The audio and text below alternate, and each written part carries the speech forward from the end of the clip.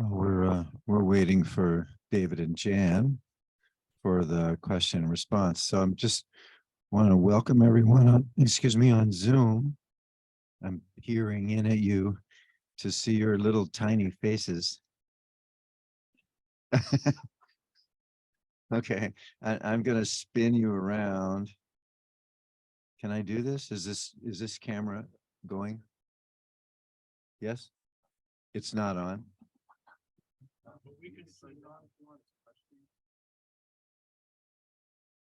Turn it on. All right, never mind. It's hopeless. Stephen, how many Zoom people are? How many Zoom people? Looks like 21. And one of them's Doreen. Why don't I say the names of the Zoom people? Wouldn't that be good? Okay, so Claire, who was here yesterday, is on Zoom today. Welcome. And Jake, welcome. And Zora, welcome. And Liz Young. And Todd, welcome. Oh my, we just have Zoom user. I'm sure that's not your name. Betty, all right, that's great. Okay, welcome. And Tracy from Illinois, welcome. And Diane Lang, welcome to you. And Judy Troya, hi, good to see you. And dear Celeste, sorry you can't be here in person. Great to see you. And Carol. And Joy. You want to sit? Okay, so David's here. The 2 out of 3 isn't bad. Will be along shortly. Okay. And we're just greeting all these folks. Okay. And we're down to Mary. So Mary. Oh, hi, Mary. Hi. And dear Lisa Glick is here. Of course. Hi, Lisa. Okay. And as I previewed, Doreen is here. And Gina from Fox Valley. Hi. And Daniil. Okay, now we have 2 people who are shy. Well, one of them is a landscape of mountains. That's beautiful. So Europa, I hope you can hear if you can't see. And Doreen Adamani, am I saying that right? Doreen's been with us before. Okay, I didn't want to confuse her with the other Doreen. So, okay. So, all right, very good. So is that must be 21. Let's see what's in chat. 2 of them are Doreen. From Doreen. All right. 2 of them are Doreen. That's very unusual. Okay, 2 Doreens. All right. And we'll begin in just a moment. Thank you for your patience. Okay, great. So that's there. And, we can kind of go into the lunchtime just a little bit. Yeah. That's not really a problem. Okay, so glad you're all there and glad you're all safe and well. I think why don't we start? Pull something out of one of those bells. Oh, and if any of you have want to speak, sort of raise your virtual hand, right? Drew and Drew will unmute you. Right. Okay. Okay.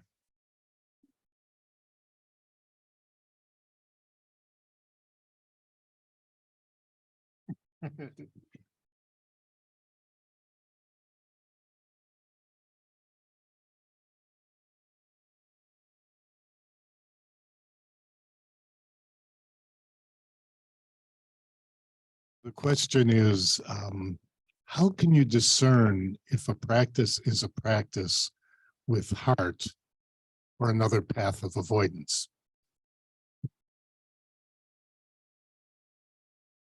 That's a good one.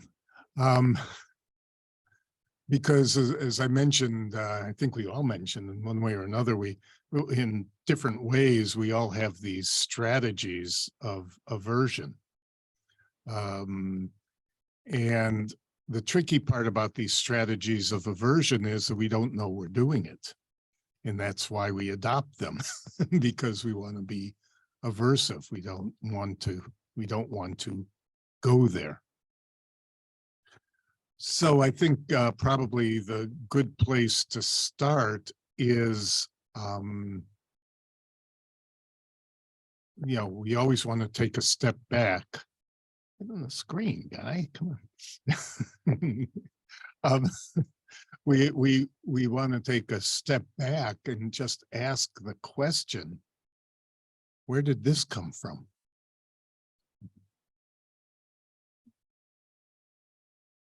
Oh, okay. Oh.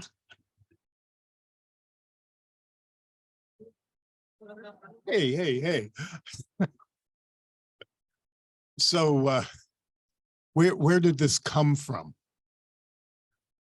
Because strategies of aversion, we have a tendency to justify them as being real. Anybody who's worked with addiction knows that. I thought I was a great party animal, and being a party animal I thought was a great thing, when in fact I was just avoiding the bejeebers out of my life.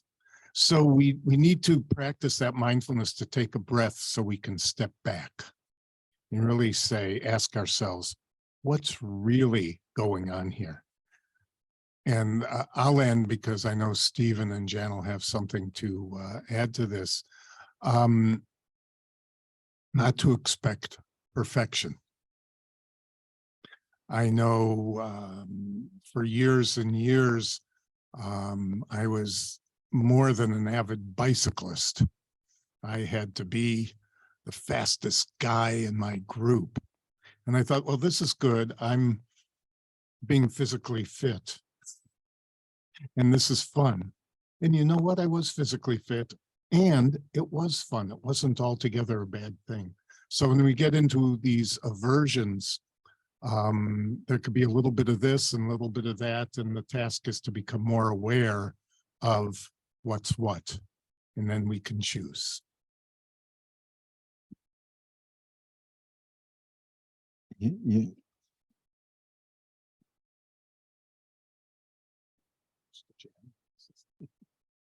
She's But you wanted to repeat it for. Oh, read the question.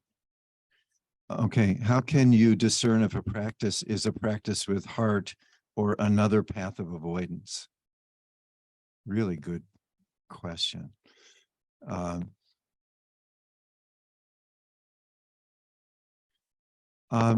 One way is to notice how it feels.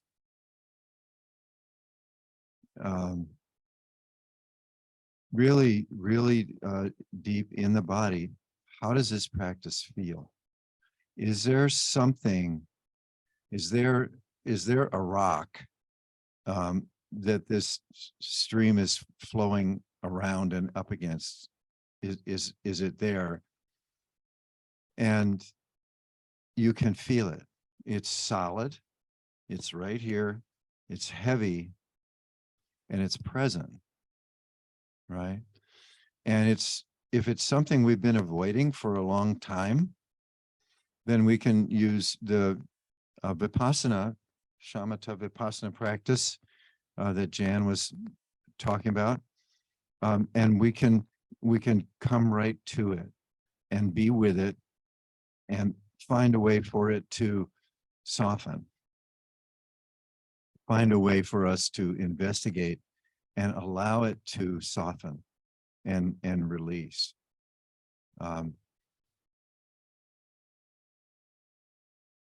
If it's avoidance, there's going to be fear there. That's what we're avoiding. That's what the avoidance is caused by. and we can feel that. And so just to draw upon the presence of it in the body. Jan recommended a book to me years ago about trauma in the body. Do you remember the name of that? Something like that. Body knows the score. The body knows the score. Yeah. That's where it is. Right. And we can avoid it by spacing out. And that feels somewhat disembodied. Or we can go into it, into the body and be with it. And so I would just say it's how it feels, how the practice feels. We actually have many of these questions, so, okay. Here's a Zoom question.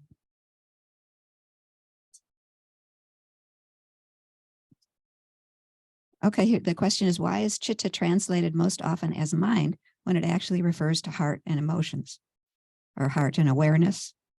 I don't know. I think it just traditionally, historically had been translated as mind. And so that's just continued to be what it is.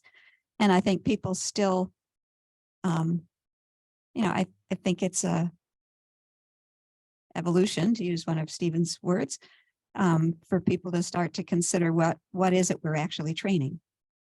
And, in the West, we're very used to thinking about training up here.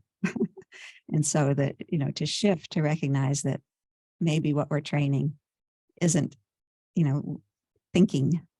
We do that going to college and stuff like that, that what we're training is something very different. So you can just, as you encounter translations that you recognize are using the word mind, you yourself can just fill in heart. Even the chant we did the other night, the I will abide, pervading 1/4 of the heart, was originally translated as mind, and only in more recent translations that we switched it to heart. But it always meant heart. Oh, we need a question.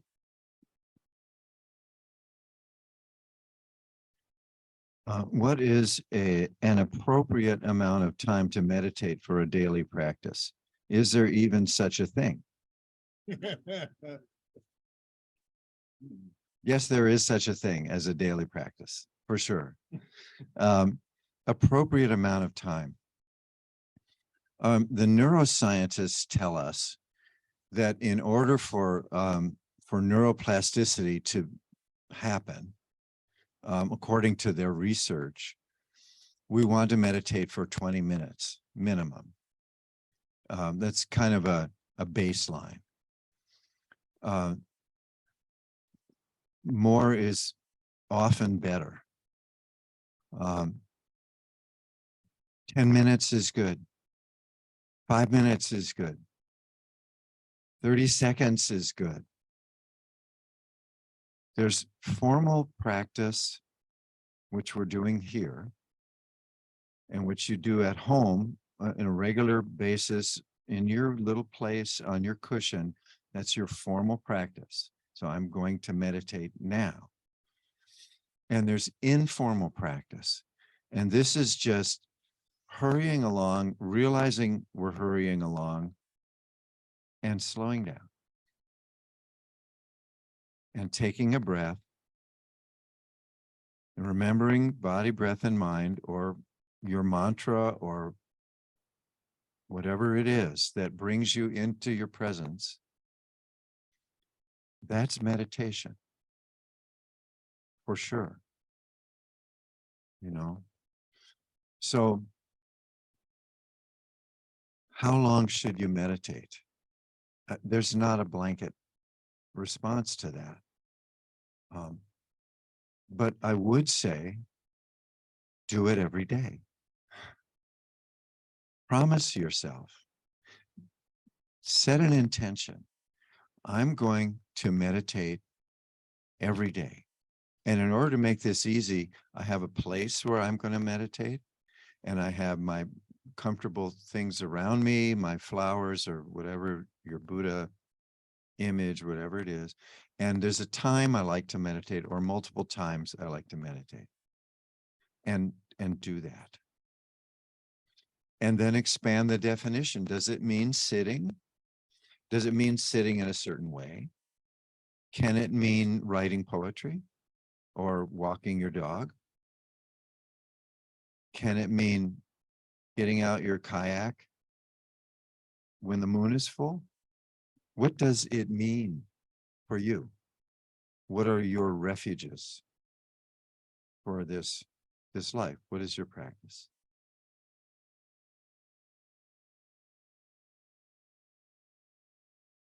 Quick, maybe.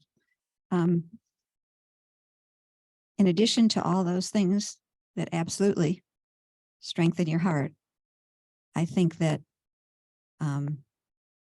sitting, walking, standing, or lying down meditation where your intention is to just be present with what's happening in the heart, in the body and mind,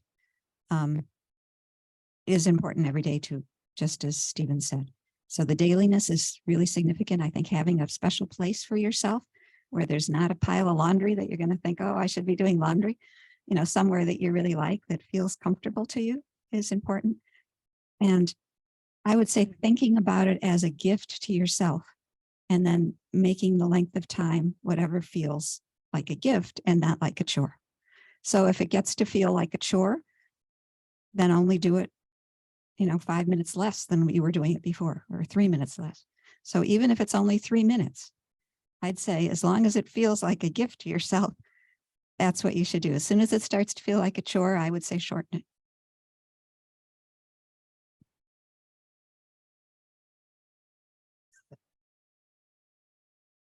Winning number is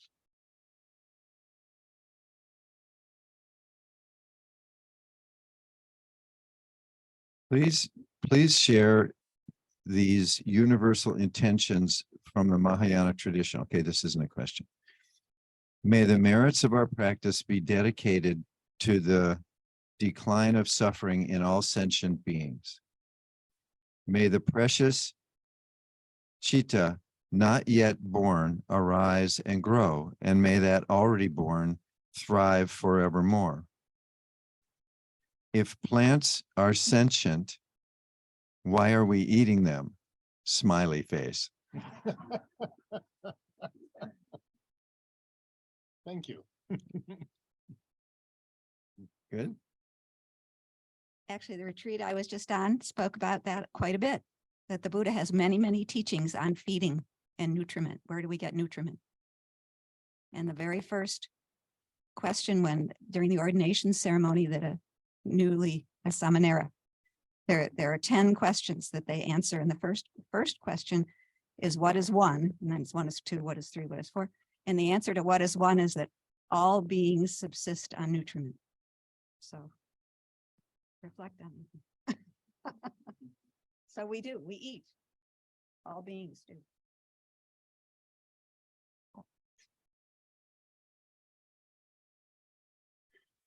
How do you meditate on something that causes you suffering, and how does that help the suffering? Thank you.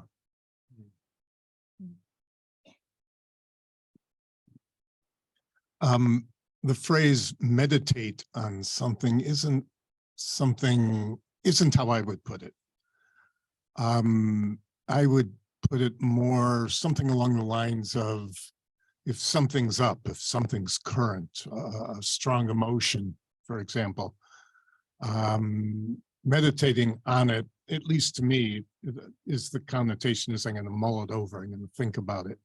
And I think with our process, as we've said numerous times, this weekend is more to inhabit it, to be with it, to literally feel it in our bodies, because as we've been saying, anything that goes through our mind is also part of our body, because there's no great distinction between the two other than location.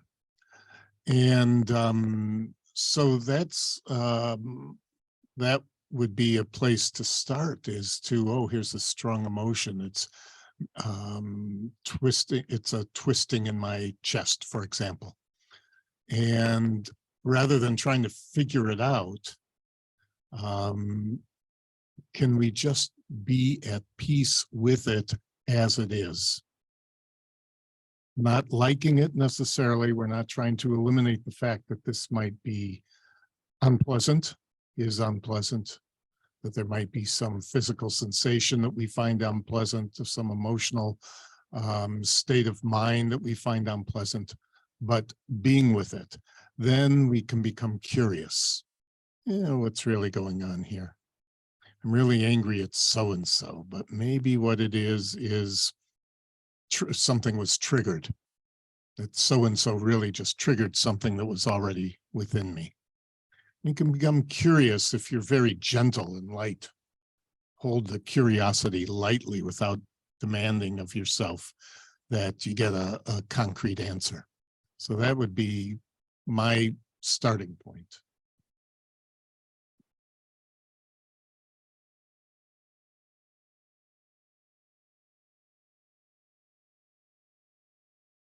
I like to draw for fun. Can you give suggestions on how I might make my drawing more a meditative activity? Your wheelhouse. You don't have to make it anything other than what it is.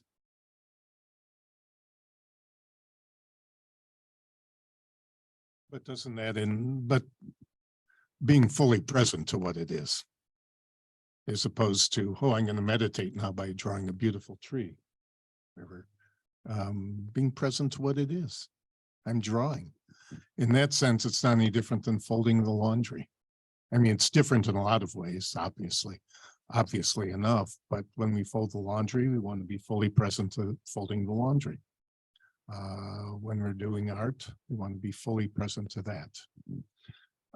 It was a little glib. That, you know, you pause for a moment. You know, I mean, it takes you away, you get into it, and then notice that and pause for a moment and just come back. Balance yourself, continue. And like any activity, we can get tense. I do that from when I'm writing longhand. It makes me very tense. And it's because of Mrs. Schmidt, my second grade teacher. That's why. Because she made us write in a certain way that I didn't want to write. And she made me write more than I want. You know, anyway, it's all there. And when I start writing, I'm, you know, doing this process of getting the thoughts on paper, and that's fine. But then immediately I tense up and it becomes painful and I don't want to write. And so take a breath. Now continue. And then when it tightens up again, and then continue. So that makes it into a meditative practice rather than a second grade exercise that you have to do when you really want to be outside playing. And just let go of outcome. It's not about what you're producing, it's the process. How we doing?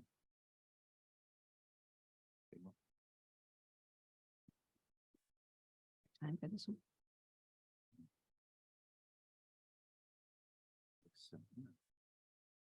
This one is, what's the English translation of my Dhamma name Chittasuba, which is my name? And or what does it mean to you? So this was a very kind question. Thank you for the questioner, because it means a great deal to me. So that's very sweet of you to ask. Let me first tell you how it came to be. So I was in a 4-year program with Ajahn Amaro and Ajahn Pasano in California at Vaigiri Monastery. I wasn't living in California, so I think about half a year, I would go to California for a few days. There were 11 of us in this program. And many of them were in California. A few of us were around the country. So those of them in California would gather every month. Initially, it was every 2 weeks, but then it became every month. And one of the people so kindly, this was back in the, it was between 2000 and 2004. She would record on cassette tapes, the whole thing, and it was like, you know, a 4-hour session, make copies for everybody and mail them to us. so sweet. And then we were each required to sometimes be doing the presentation on some topic because we had the whole curriculum. And when it was my turn, I would either make a cassette tape and send it, or actually this was back in the time when everybody had movie cameras. So there were a couple that I'd sent movies of myself. That was kind of wild. But anyway, so this 4-year program with these 2 amazing monks at the monastery. And towards the end of the program, they said, would anyone like a Pali name? And I said, sure, that would be really neat. I would love that. So they gave me this name. It was a gift from them, Chitta Subba. And Pali names are aspirational. So it means, so Chitta, we know what that means, heart, mind. And Subba means pure, bright, beautiful. So it's a pretty amazing name. Pretty wonderful name. So, and it does mean a lot to me to have that sort of aspiration and to have received it from people I respect so highly.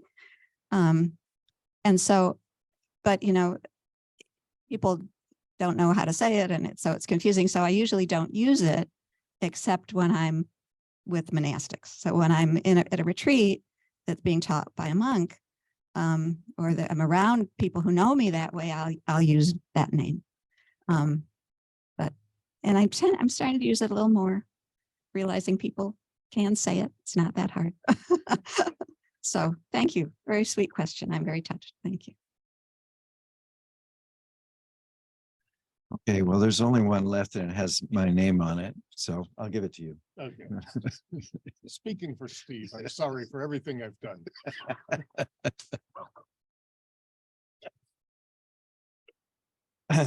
Stephen, would you please say more about the 2 new Qigong moves we learned in silence after lunch yesterday? For example, their names and their relevance to nature and to our meditation practice. Sure. So that was kind of an energetic little session as opposed to a more quiet session. And, you know, sometimes, let me just say, you do Qigong according to your needs in the moment and according to your body type and what's happening and so on. So you don't do it the same way every time. And sometimes you need to be more energetic, and maybe you need to do things faster and bigger, you know, and that kind of wakes you up, enlivens you. Sometimes you want to do things very slowly and contemplatively. So that session just involves some bigger moves. They don't have any great meaning. One was diagonal flying, where we went to this way at the sides. And the other one is called turning the body to look at the moon. Here, I'll just. So it sort of started out like this, remember? And then it got bigger. Bigger. And so this is the moon, turning the body to look at the moon. And so the moon is awakening, turning the body to look at the moon. So that's what that is. Diagonal flying comes from Taiji. It's a martial movement. It's a strike and a block. So that's where a lot of that comes from.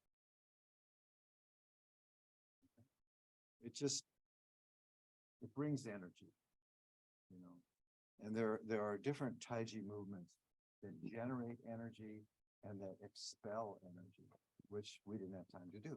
So come to my class. It's free. How will they know about that class, Stephen? It's a secret. Qigong has been passed along secretly. You can't know about it. Only my blood relatives and David. Yeah.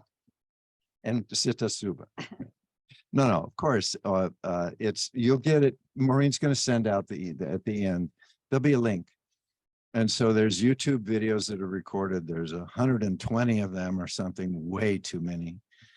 And then there's a Wednesday evening class, 6 to 7, which you can attend on Zoom. Excuse me, the classes are all on Zoom right now. I I think we're done. I think our work here is done. Good job. So, Good job. so, but you were going to give the handy dandy mindful eating tip. Me? Yeah, it's on the schedule. I think it's me on the schedule. Oh, You want me to do it? yes, please. Somebody. Okay. We haven't been doing this consistently like we promised we would, so that's too bad. But so, one thing to notice when you are eating today, we've talked about how the body knows what to do and how it's so true. So when you're eating, notice what your tongue, how amazing that your tongue knows exactly how to move food around and what to do and how not to get bit by your teeth.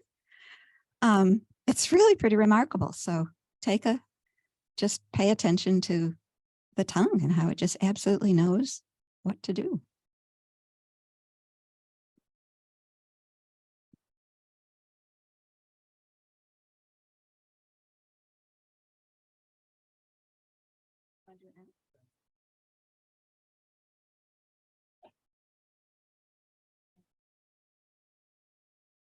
Hold on, everybody. Ian, do you wanna- We need to let him come be here.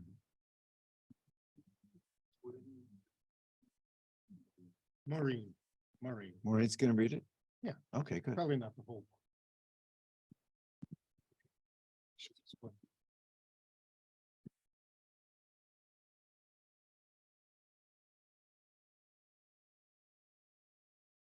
There's a beautiful book that Maureen, children's book that Maureen will read a part of as a way to send us off to lunch.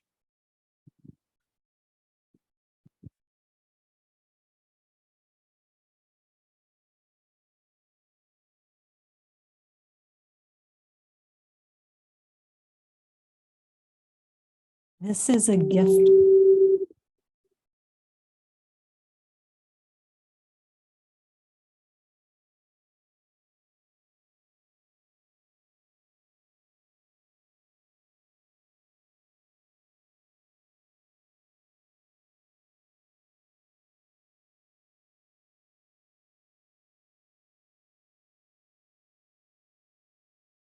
This is a gift.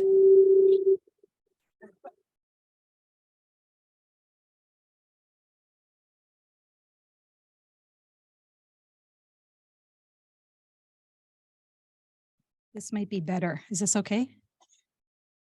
The whole world inside Nan's soup is a generous offering from Ian and Megan. Their daughter Savannah is how old? 2, and this is her favorite book, and it is so beautiful. And this is an additional eating meditation for us.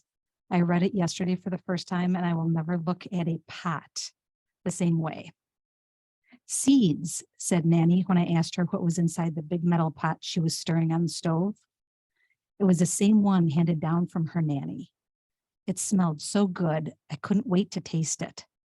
Seeds, I asked, how can seeds be inside the pot?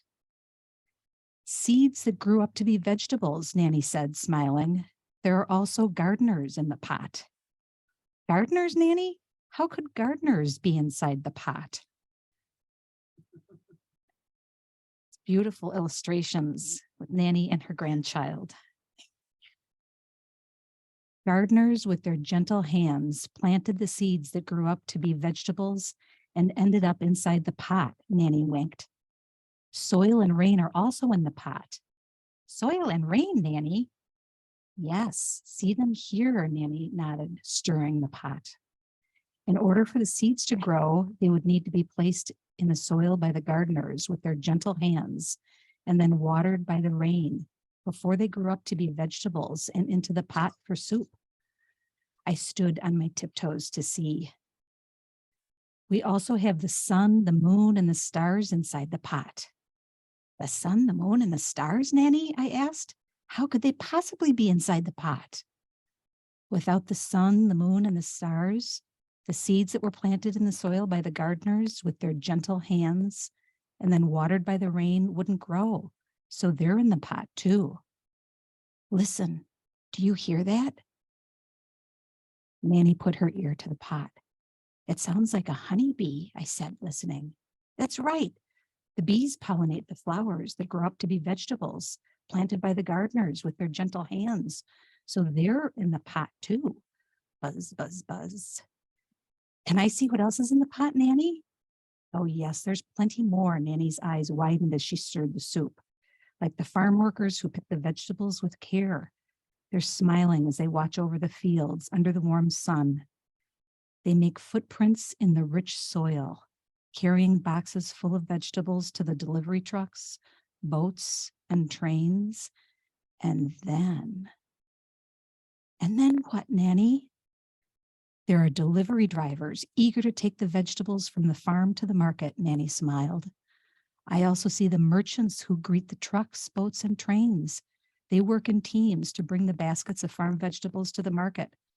People gather curiously to see what they've brought. I guess that's everything, Nanny. Nanny looked again inside the pot. I see a bus.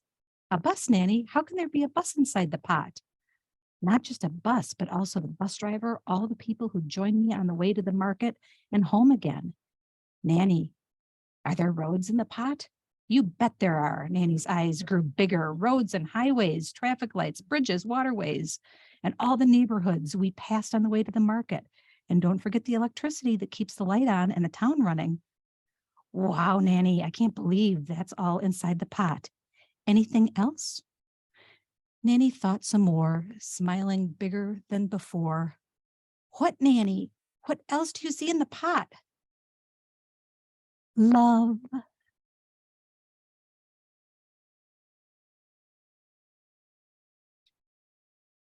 Love is inside the pot, Nanny? That's right. The love of my own Nan, who taught the recipe to my mother, who then taught it to me. One special recipe passed down from generation to generation, beginning with the first Nanny, just so I could make the soup and share it with you. Will you teach me the recipe, Nanny? Nanny said, you'll have to remember everything that's inside the pot. But I already do. Nanny looked at me. What's inside the pot? The whole world.